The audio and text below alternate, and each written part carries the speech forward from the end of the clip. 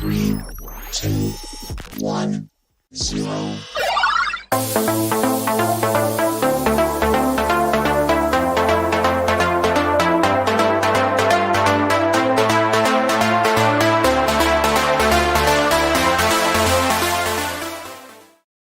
It is 7 o'clock. It is 7 o'clock. It is 7 o'clock on a Monday, which means it's time for Monday Night Nerd. I hope you are all doing well. I hope you're doing well on YouTube, and I hope you're doing well on TikTok. We are back on TikTok. I'm no longer banned from live streaming because I showed a prop gun last week and got banned for a week. Whatever. Anyways, I hope you guys are doing well, and I hope you're doing well.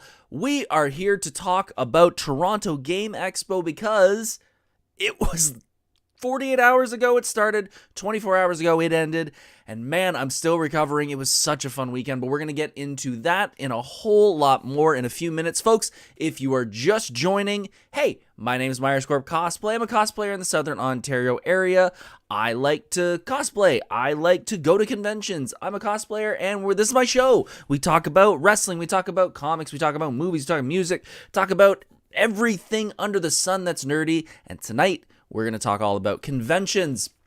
Let's kick things off with a very important topic because I am such a fan of this show, and unfortunately for myself, we are finished season 3, and that is a show called Reacher. I am not a TV guy. I am so far from being a TV guy. I have not seen any of the new shows that people watch. Anytime anybody asks me about these shows, I have no idea what they're talking about, but I am a Reacher fan. I am an Alan Ritchson fan, and last week, we saw the finale of season 3 of Reacher, and I gotta say, it wasn't as bad as I was thinking. There was a point during the season where I was like, this could take a turn for the worst, but I was very pleased with the ending. I don't want to spoil it because the show has only been out for a few days, so I don't want to come in here and start spoiling it because you guys may not have seen it, but I'm telling you, it was a very fun episode. Alan Ritchson does a great job, as always, as Reacher. The supporting cast does equally as good of a job. The final fight, if you've been watching the show, you knew it was leading up to the giant enforcer that Alan Ritchson has been making fun of and picking on throughout the show. And it was a great fight. It was a very good fight. There were a couple times where Alan was getting ready to finish him off, and we all thought it was over, and then he came back again, which just was such a nice way of shooting that fight. Overall, a great episode. I did hear, though, as I said, I'm not a fan. I'm not a big show fan when it comes to TV series. I'm also not a reader.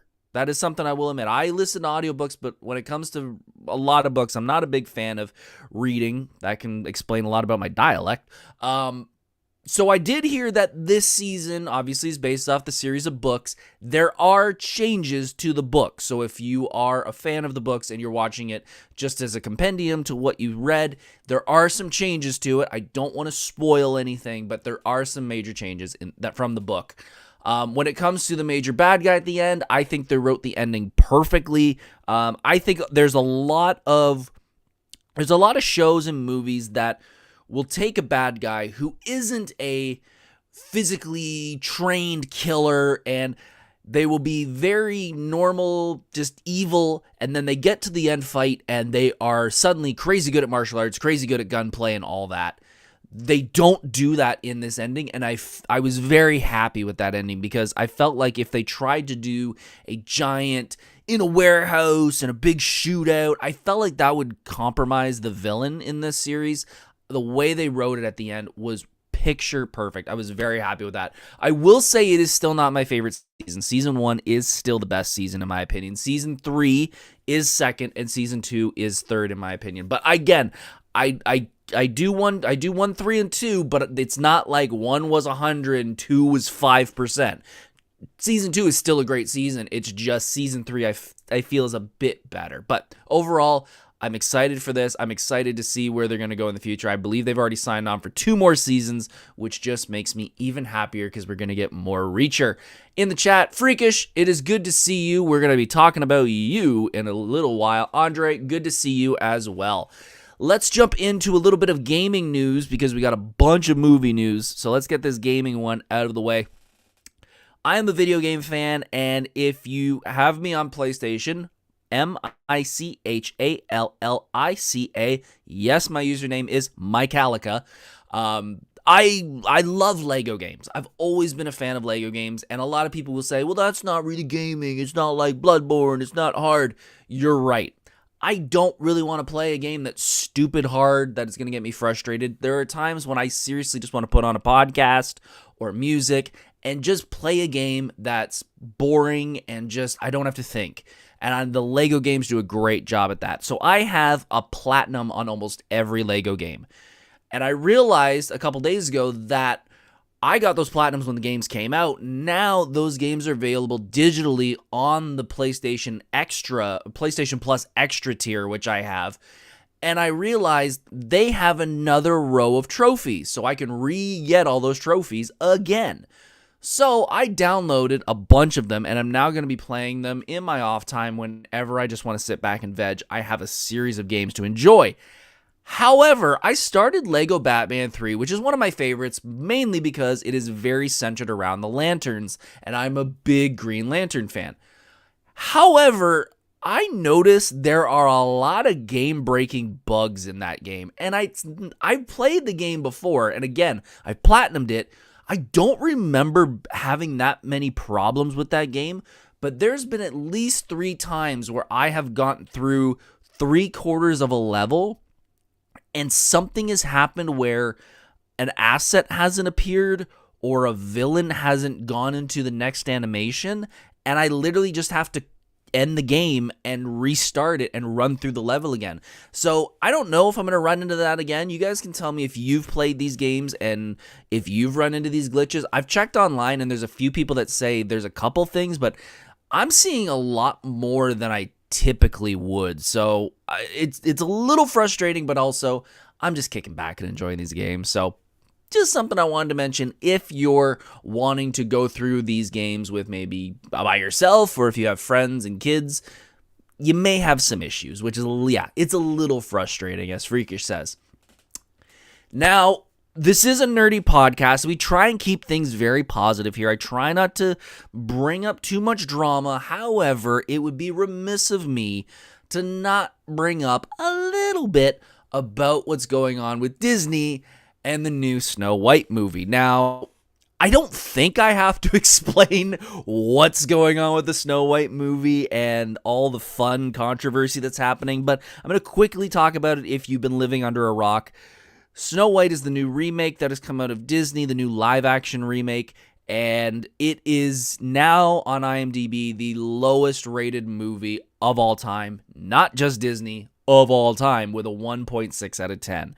And a lot of people have some frustrating problems with this movie. I have not seen it, so I cannot judge myself, but from what I've seen from clips people have grabbed online, it looks bad. And the star of the movie has had some controversial problems about wanting to change pretty much the entire movie for what it sounds like.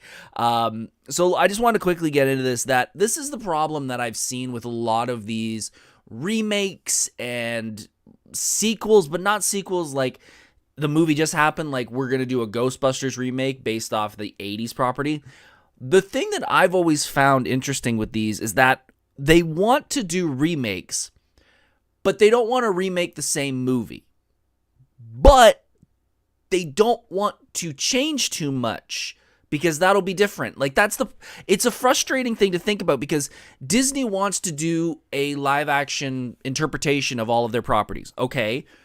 Well, they can't do it the same, because what's the point of doing a live action version of a movie we probably have all seen? Oh, and by the way, most of us, if we have the subscription, can watch it at home for $9.99, $14.99, whatever the subscription price is.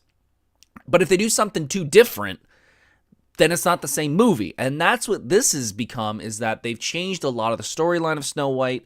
The Seven Dwarfs issue is just been a complete cluster from what I've heard.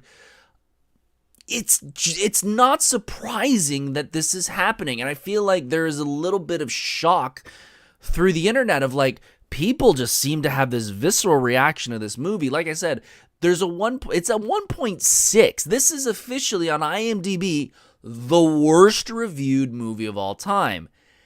And I don't think it deserves that. Is it a problem? 100%. Should this movie have been made this way? No. But there is a little bit of just mass revolt against this type of movie being made. Not just this specific movie, but that's the internet. I think that's something that Disney has a real big problem with, is that they're in a position now where they're trying to make everybody happy. And I don't mean everybody happy when it comes to everybody in their audience. I mean everybody in the world.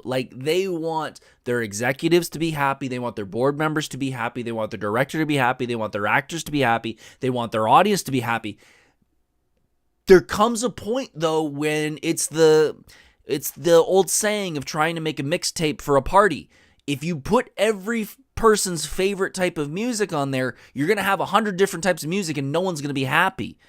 That's kind of what Disney's doing now, and I feel like they need to figure that out and go, okay, we have to just go this route, and there are people that are going to fall off, and there's people that are going to stay on. But just trying to do this thing where we're just going to try and make everyone happy just seems to be falling on their face. So I'm not going to see this movie, obviously. I don't think I've seen any of the live-action remakes except for the first one, Jungle Book, and it was only because I went to see a double feature, and that was the first movie. So, yeah, it sucks that it's happening. I hope Disney realizes that this was just a complete fumble, and they understand that they just have to make a choice and live with it and not try and make everyone happy.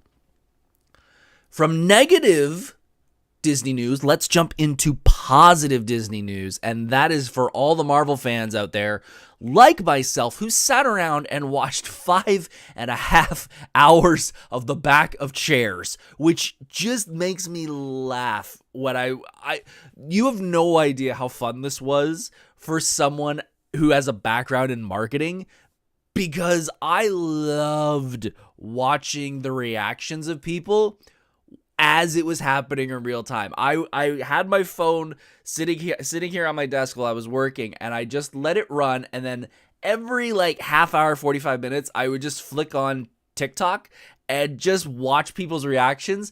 And it was beautiful because at the beginning they just showed the first chair, which was Hemsworth, and then every 20-25 minutes they moved down the row.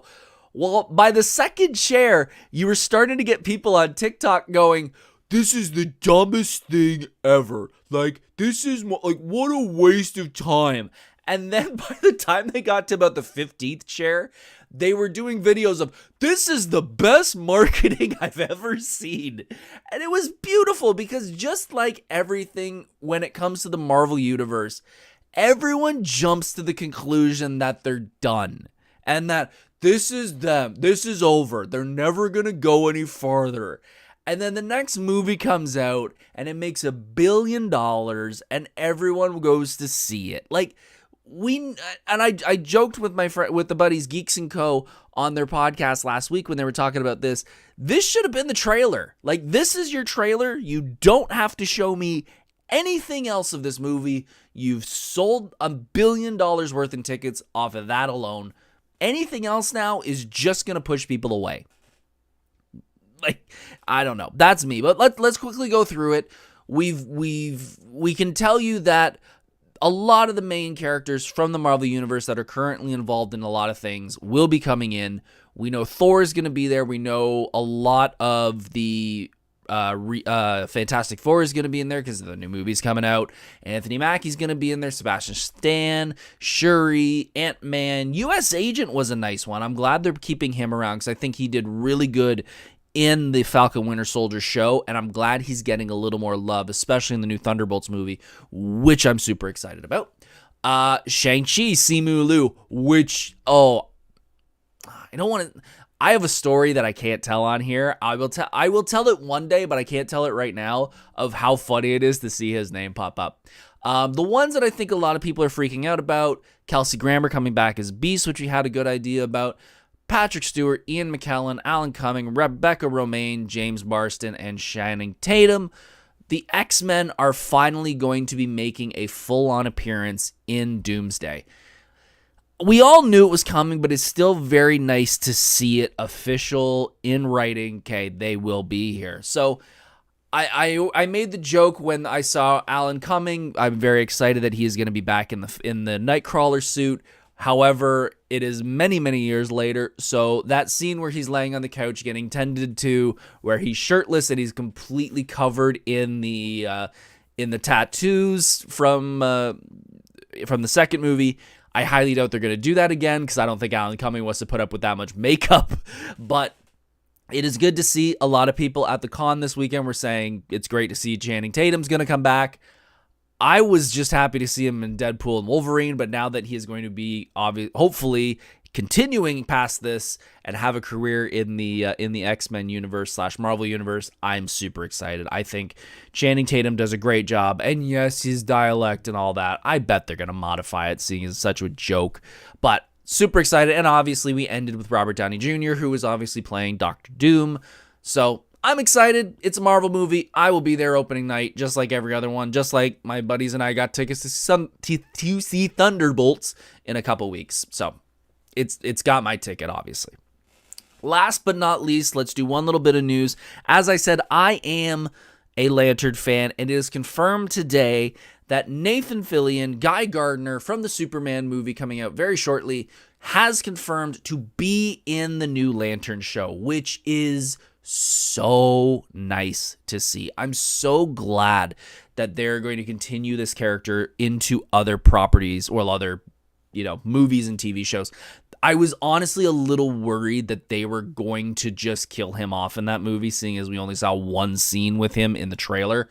But knowing he is going to continue on in the show makes me very happy. So we're getting at least three Lanterns in the new Lantern show. We're getting Jon Stewart, we're getting Hal Jordan, and we're getting Guy Gardner. So as a Green Lantern fan, I'm super happy. Just don't make the suits animated. I think we've learned that lesson. Let's not make them animated. Folks, that is all the news for tonight. We are going to jump into the main event very shortly. Folks, if you're still here, I greatly appreciate that you hit that like button, that subscribe button, that share button. It means a lot to me. If you're here on TikTok, if you like this, like it, and then I'll know. And if you have questions or anything you want to talk about for Toronto Game Expo, hop over on YouTube, Myers Corp Cosplay, and you could talk about it in the chat. So hop over. Folks, we have one last thing. Sponsor, as always, who made an appearance. If you were at Toronto Game Expo on Saturday, you saw the sponsor. The sponsor is my beautiful, loving, amazing, incredible wife. She is always going to be my sponsor. I would not be the person I am without her. She has my back. She is, I love her so much. And everyone made fun of it that I say this every single week, and she got a good kick out of it. That we literally had on her name tag, sponsor, over the weekend. And that made me laugh that she enjoyed herself so much. So, hun, I love you. I thank you for coming this weekend, and I greatly appreciate your support here on the podcast. All right, we are 18 minutes in. Let's take a sip of the water. Andre saying it was good to see her. It was good to have her out there. She's not she doesn't attend many cons anymore. When I first met her, we've been together 13 years. When I met her, she had been going to cons for about a decade before that. So she has already done this Comic-Con thing enough that she's like, okay, I'm done this. It's not fun anymore. So she does one, maybe two a year, if that. So having her come out and sit at my table with me while I guested at the con was really, really nice and really, really fun to have her there. I know she had a blast seeing you guys. Let's jump into it, folks. Toronto Game Expo was this weekend. It was at the exhibition grounds in the Toronto area. I put out a question on Instagram asking what you guys thought of Toronto Game Expo, because I don't want to just sit here and blab on for an hour. I want your guys' thoughts. And I asked you guys, what did you think of Toronto Game Expo? And I got a couple people who sent some messages back on what they thought of it. And we got some answers. So let's start off. I'm not going to say who they are because there's a couple that are negative, and I don't want to throw any people under the bus. One person said, way too expensive for such a small event. One person said, it was bigger than I expected. That's what she said. Someone said, though it was good, thought it was good for such a new con. Interesting. And it did have its downs, but so does every con. So that's a very mixed reaction on what people thought of Toronto Game Expo. I believe this is their second year. This is the first year where they've done 2 days. Last year, it was only, I believe, the Saturday. Now it was Saturday, Sunday. I was a guest, which was really freaking cool. This is my only second time guesting. The first one was at Niagara Games Con last year. And that was a very small convention, it was basically in a gym, so it wasn't very big. This was a lot bigger. It was a lot of fun. It was a lot of fun being a cosplay guest. I was surrounded and just lined up with so many amazing cosplayers down the line. Obviously, if you have followed me on social media, you know that the Freakish Workshop was supposed to be sitting next to me. We were supposed to be doing a panel together, however. He had some medical issues and was not able to make it. It was a bummer because I think he would have had a lot of fun. He is in the chat right now, which means he must be doing a little bit better. Actually, I know he's doing better. To the left of me, we had Miss Saphira Cosplay, who was killing it all weekend, showing off her Barbie rescue Iron Man suit. She was rocking her Barbie Mandalorian. If you don't know Saphira Cosplay, she does a lot of Barbie interpretations of characters, and she kills it. Her 3D printing is amazing. A lot of people asking her about that. And a lot of people came up and talked shop and talked about what it was like to cosplay and a whole lot more. It was really cool. And I was telling my wife that Saturday was busier, obviously. Saturday is the busiest day no matter what convention you go to. But it was really cool on Sunday having a lot more people swing by the booth and ask a lot of questions about 3D printing, about foam smithing, about just cosplaying in general.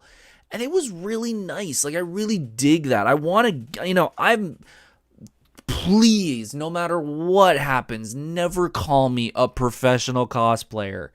I hate that term. If you want to use it, be my guest. Personally, that I am not professional. If that is a weird word that I do not associate with this hobby.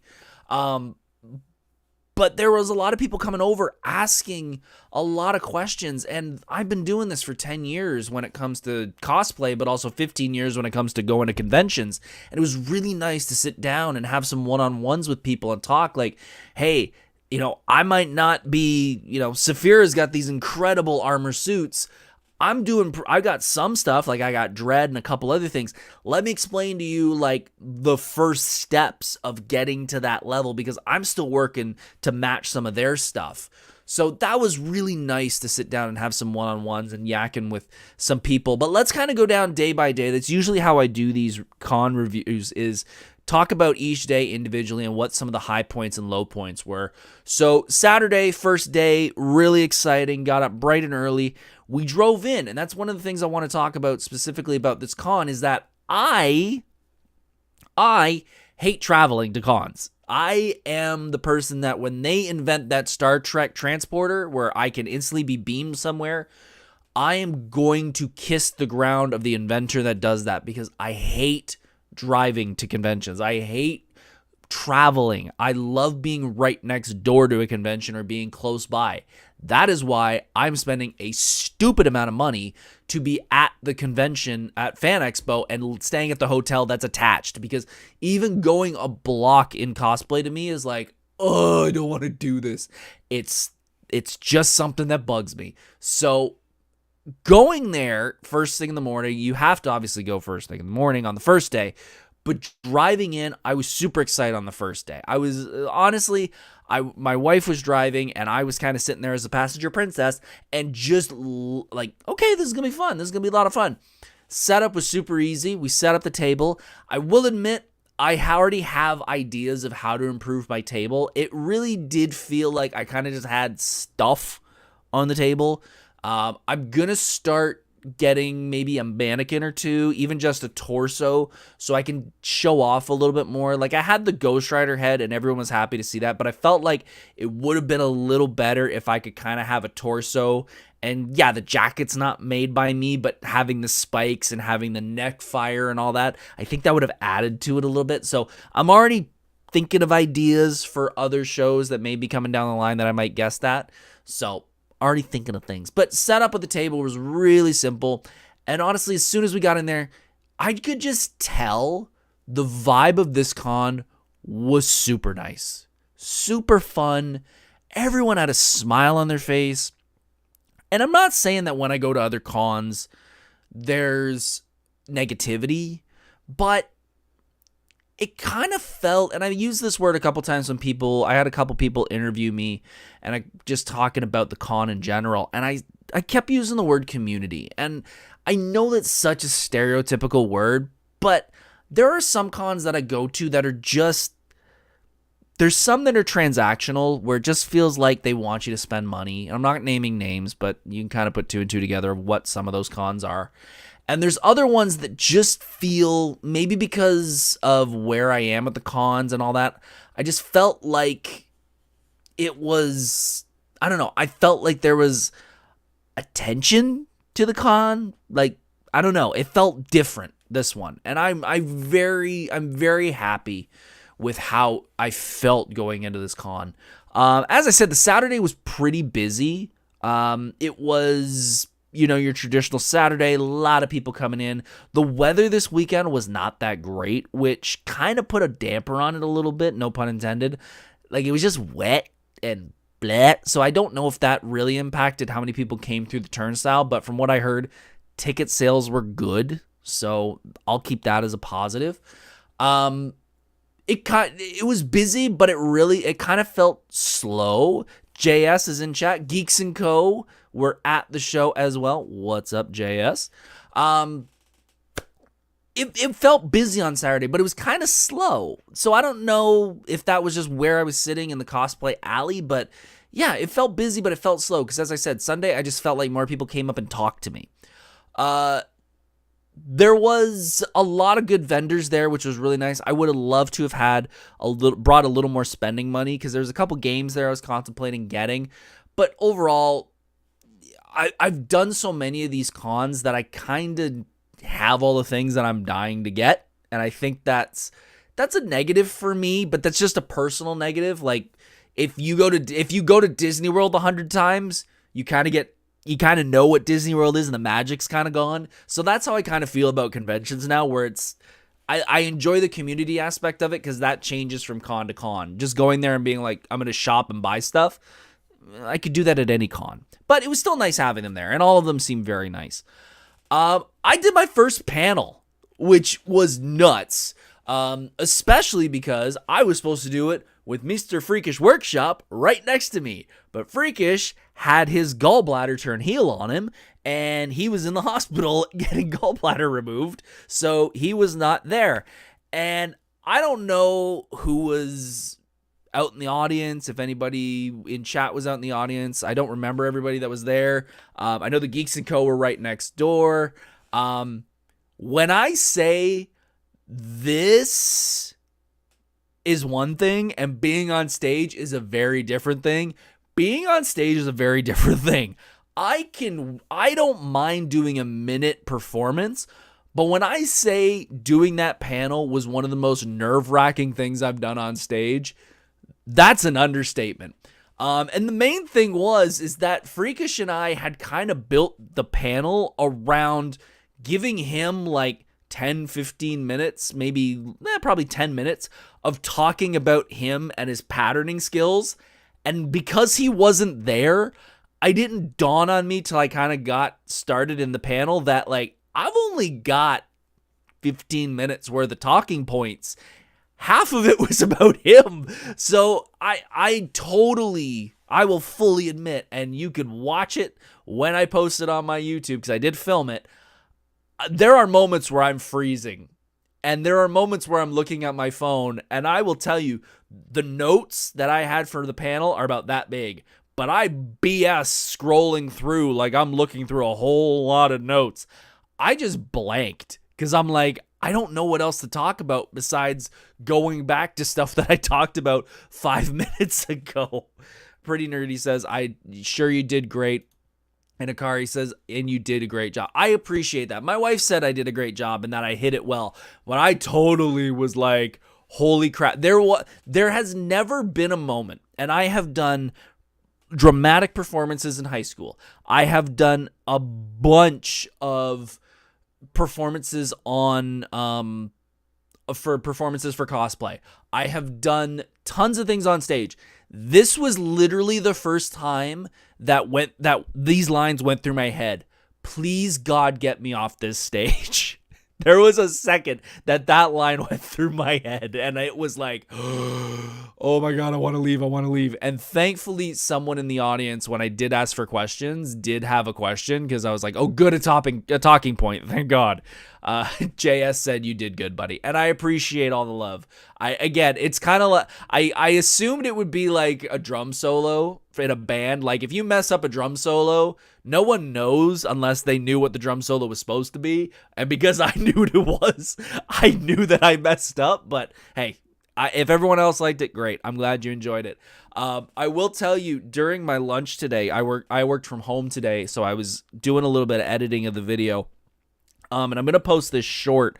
I do all my video editing on CapCut. I have the desktop app, I have the mobile app, and I have the premium version. I pay for the subscription because I just use it so much with stuff like this. And I took the video and I threw it in there, and it has a couple little audio changes because when I recorded it off the camera, the audio's crummy because I'm picking up all the audience and the surrounding noise. But you can isolate the voice and you can turn down the noise in the background, and it actually turned out pretty darn good. However, because it's AI and it's picking up kind of a similar sound, at the beginning, there is a moment where somebody does this really weird laugh, and it totally didn't pick up me and picked up the laugh. I don't know if it was one of you guys in the Geeks & Co., but it is a soundbite that I'm going to keep just as a, like, I need a laugh. It is an awkward sound, and especially because I was able to mute the entire audience.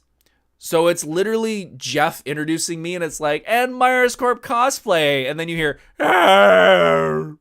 and then quiet.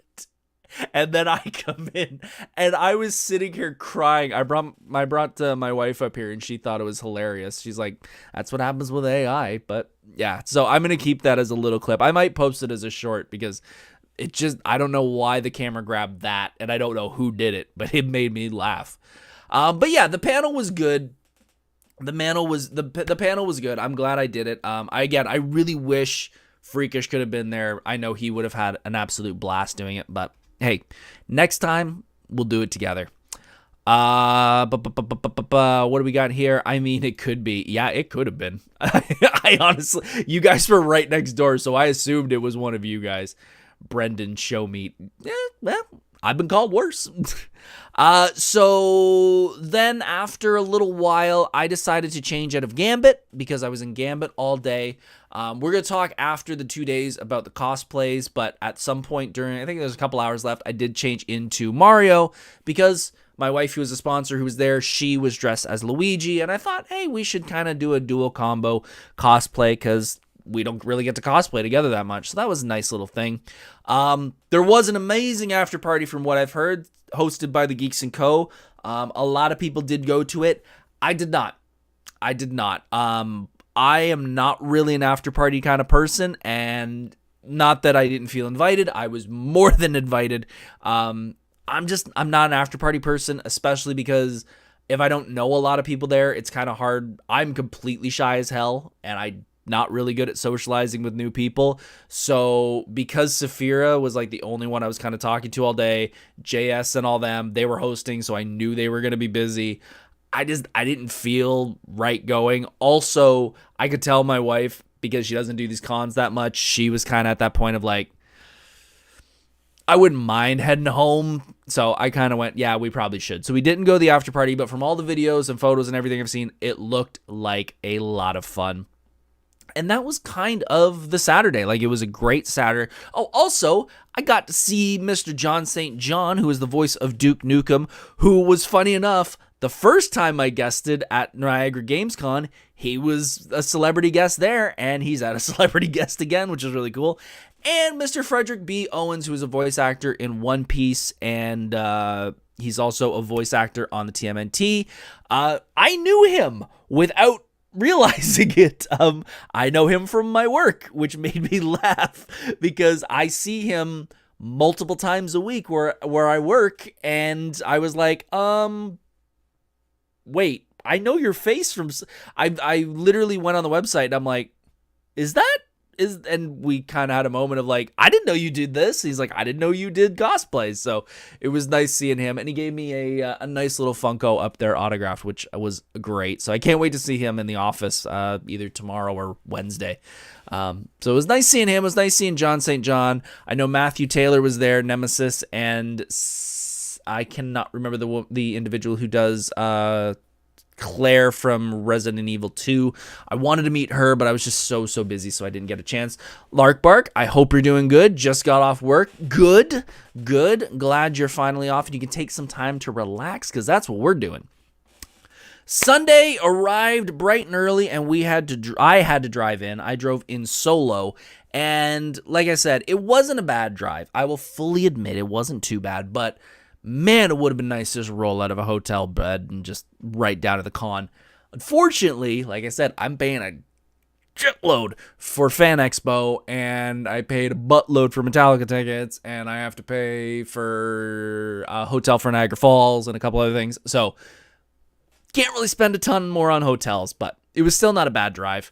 Got there, and I debuted my Portal cosplay, which I'm so happy about. You can kind of see the Portal gun up there. Portal gun got a lot of attention, which I was so glad it did, because it was such a cool prop to make. I can officially say that my Portal cosplay is my most comfortable cosplay. Oh man, was it nice to wear that, especially after wearing Gambit and the big coat all day.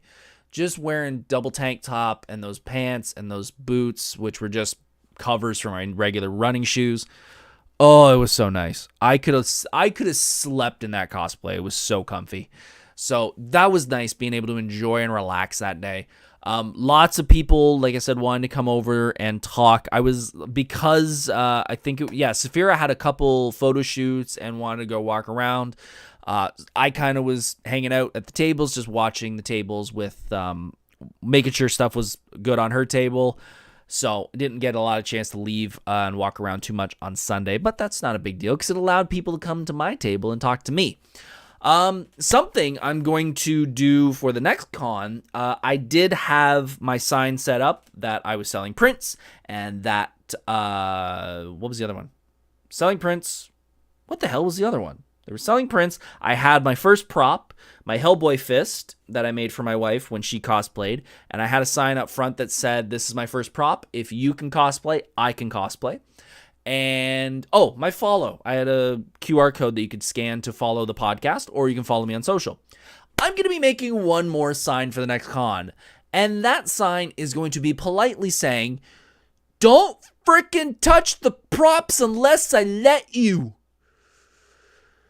There was a child, and it wasn't a young child, it was someone who probably should have known better, who walked over and picked up my portal gun without asking and wanted to take a photo with it, and as they picked it up, they busted one of the arms off and then put it down by dropping it on the table, which knocked a couple other things over, and then decided to walk away.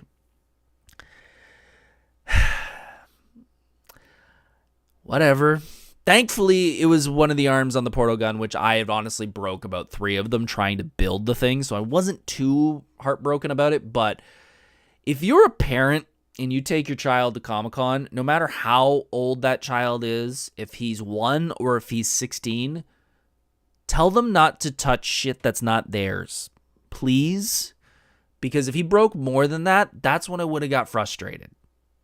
But again, because it was just one little arm, wasn't the end of the world.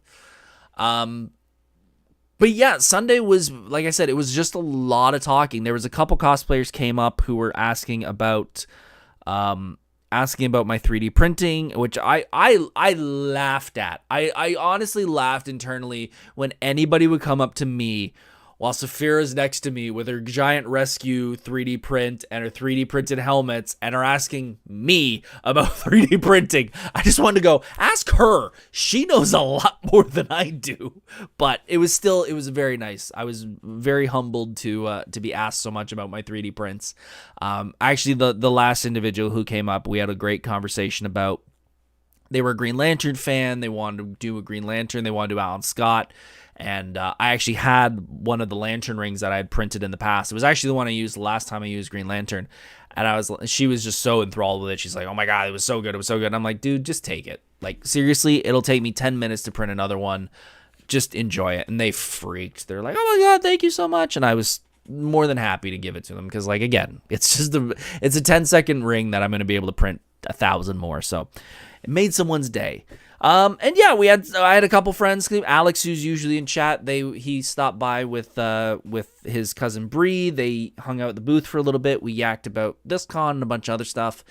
And yeah, Sunday was just nice and relaxing. It flew by. The one thing that shocked me was we were all kind of yakking about things, and it dawned on me that if you've been to Fan Expo, if you've been to Niagara Falls, you've been to all these cons, there's usually a point in the day where it gets to be about, if the con ends at 4, usually around 2, 3, everyone starts to kind of tear down. Like, the show's closing. Like, I always say, if the show ends at 4 officially, if you want something or you want to meet a celebrity, be there by 2, because those last 2 hours are kind of getting ready to leave.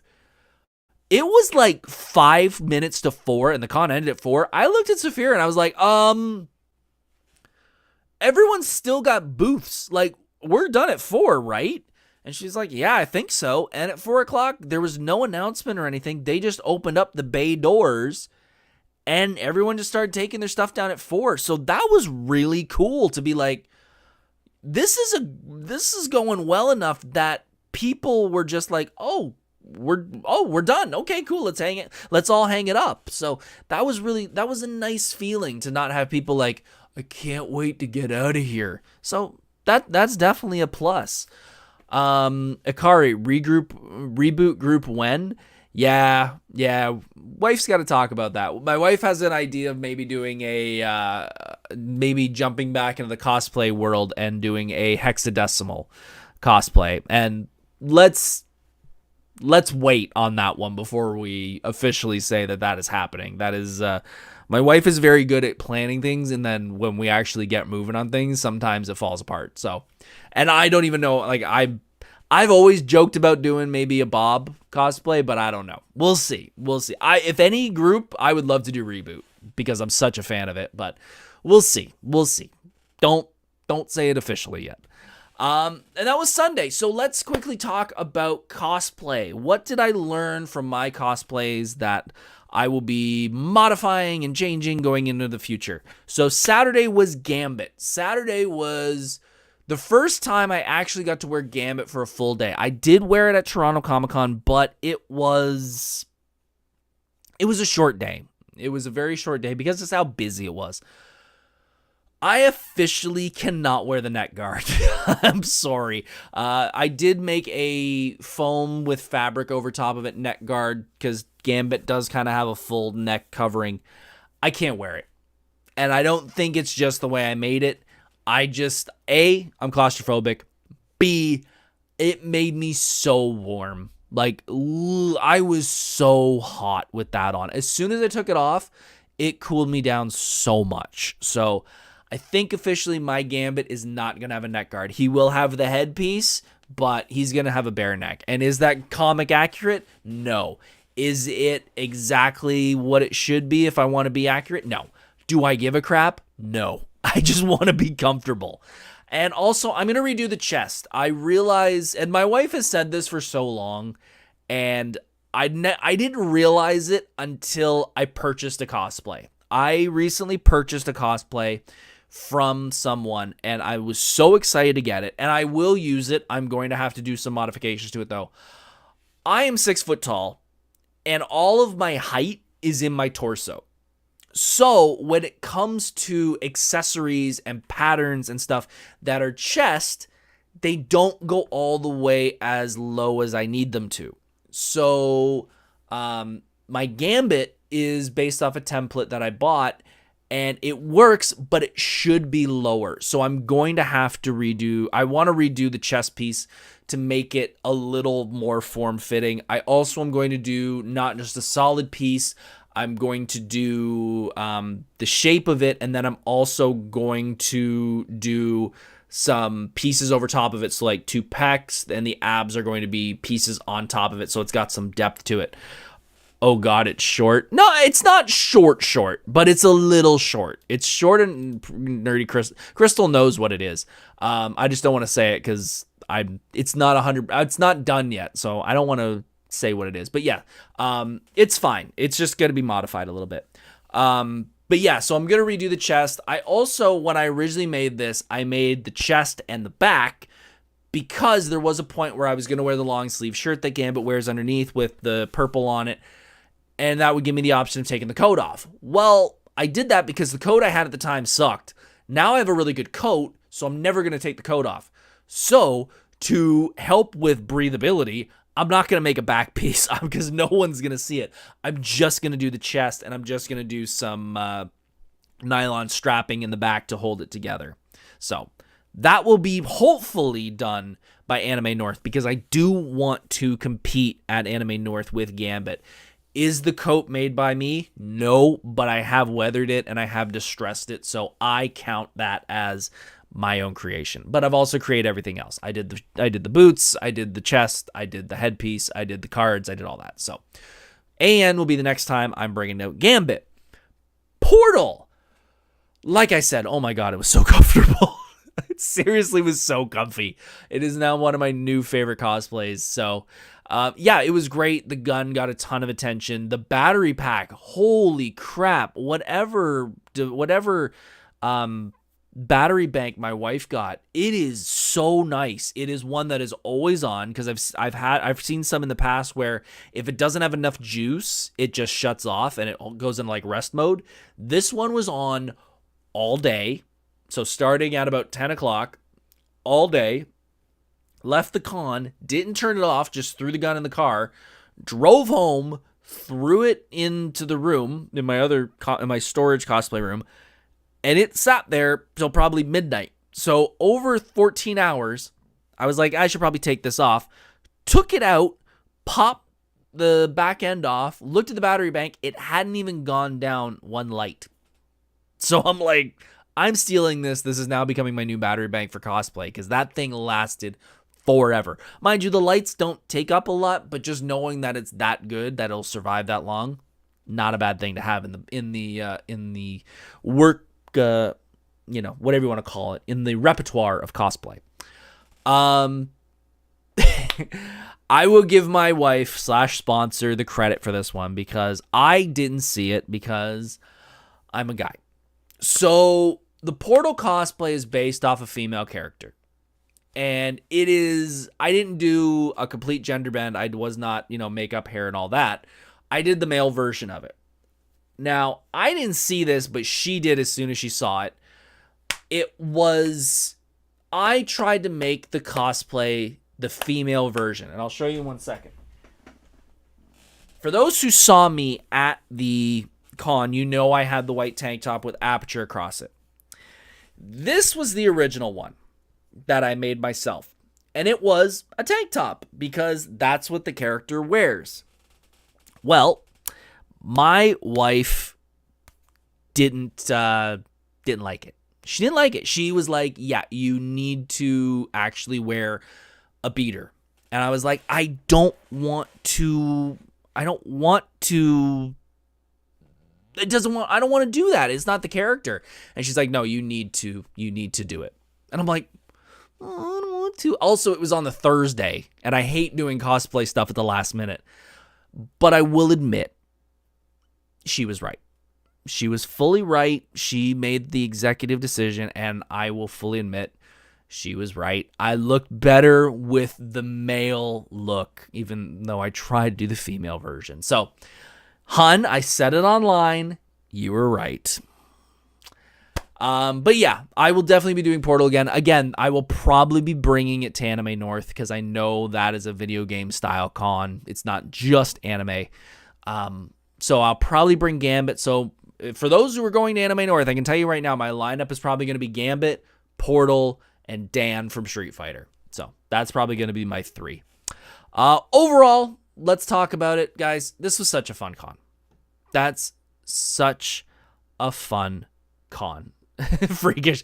It's why I never did the tube top and booty shorts for Magic look. I know, and I should have thought about that, but I'm like, no, I gotta make it authentic, and yeah, I'm an idiot.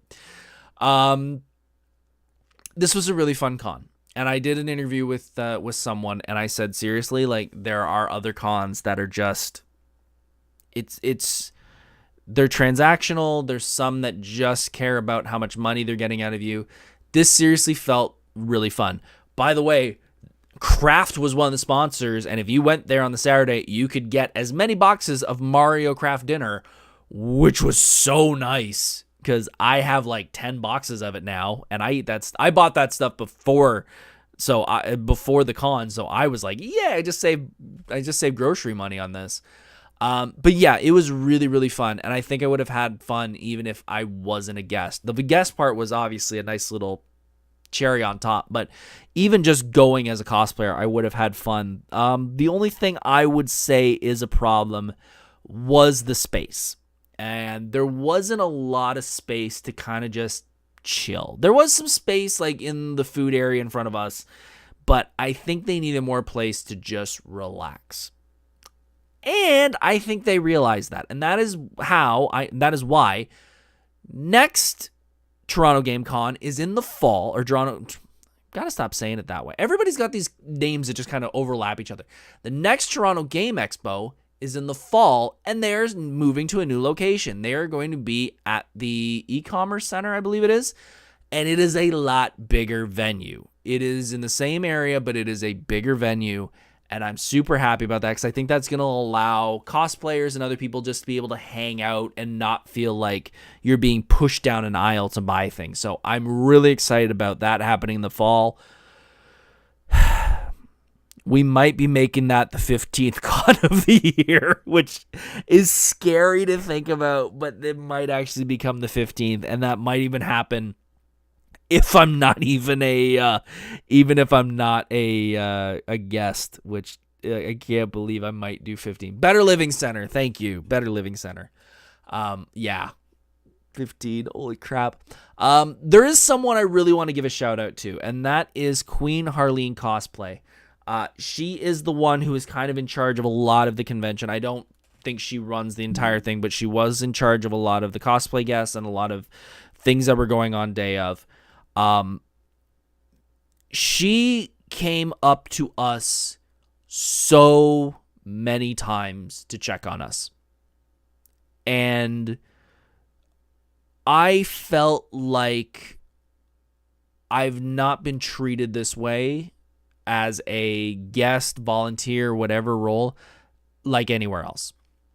Seriously. And I assume the volunteers felt this way too, but like really felt taken care of. And again, it's not like I requested anything. It's not like any of us would be like, oh my God, like I have to have this. I have to have my road crew and all that. No, seriously. She came up so many times to check on us, make sure we got everything. Are we doing good? Are you able to get out and walk around? She deserves all the applause for what she did this weekend. She killed it. And I could just imagine she's not watching right now because she's probably passed out tired because she worked her ass off this weekend. So congratulations to her. She did a great con, and anyone else who volunteered. Everyone, again, looked like they were having a blast, and they deserve all the love. I gotta say this was an 8 out of 10 con. Like I said, the biggest problem was just the space. I know a couple of the vendors were placed in an odd space where they were kind of facing a wall, which isn't the best space for them. I didn't hear any complaints about it, but just when walking through, I was like, it kind of sucks. So hopefully that all gets changed. Hopefully that gets changed next con in the fall. But yeah, I got a feeling this is going to be number 15 on my list. But yeah, great con, 8 out of 10. I had a blast. I hope I'm invited back. I don't know. I hope I am. If I'm not, I'm probably going to buy a ticket. So it was a lot of fun. Folks, it has been fun. We are at the 55-minute mark. If you're still here, if you can hit that like button, hit that subscribe button, hit that share button, all those things, that would mean a lot. Next week, I will not be here, but I will be here. Well, kind of. So we're not doing a live show next week. Next week at this time, I will be... Where will I be? I will be up the side of the Scotiabank Arena, and I will be seeing Disturbed live. So I will not be here to shoot a live show. However, I do have a tape show, which we talked about last week. I had an incredible interview with a great friend of mine, and she has done incredible things in Hollywood, and I'm so happy that I got to interview her. You may know her from Murdoch Mysteries. You may know her as Ariam or Lieutenant Nilsson from Star Trek Discoveries. I had an interview with Sarah Mittich, and if you don't know, Sarah Mittich and I went to high school together. We were high school buddies, so it was great to sit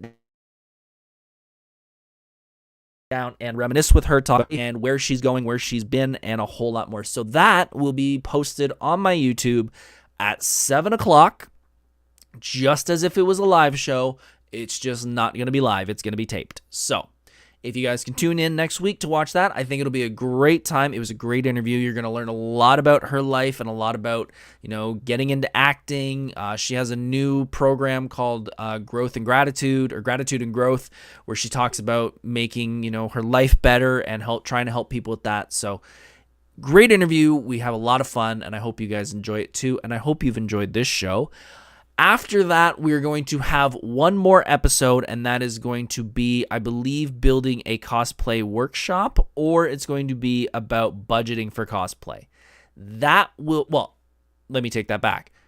The next episode after Sarah is going to be my review of Disturbed and the other band I'm going to be seeing this weekend coming up, which is Ninja Sex Party. And if you've not seen Ninja Sex Party, go check them out. They're hilarious. So we're going to have Ninja Sex Party on the 14th, I believe. And then the 21st will be a cosplay episode. And then the 28th will be episode 100 of the show. And it will be a very special episode because we will be reviewing my weekend at the Metallica concerts. If you don't know, I spent $5,000 on the full Metallica experience, and it is 2 days in Toronto, Thursday and Saturday night. I'm going behind the scenes. I'm getting to go to a Q&A with the band and a whole lot more, and I'm going to be talking all about that on the 100th episode of Monday Night Nerd.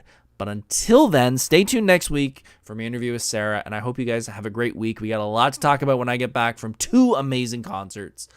Thank you all for tuning in. I love you all, and I will see you very, very soon. Take care. Bye-bye. Hey, thanks for watching Monday Night Nerd. If you enjoyed this content, please hit the subscribe button, like this content, and follow on social media for even more nerdy fun. See you soon.